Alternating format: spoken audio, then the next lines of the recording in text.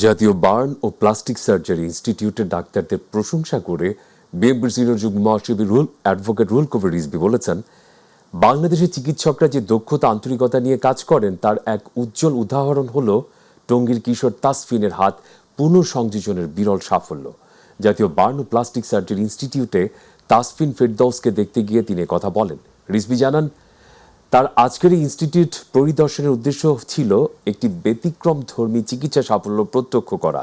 একটি সম্পূর্ণ বিচ্ছিন্ন হাত ২১ ঘন্টার জটিল অপারেশনের মাধ্যমে সফলভাবে জোড়া লাগানো, যা সাধারণত অত্যন্ত কঠিন এবং বিরল ঘটনা।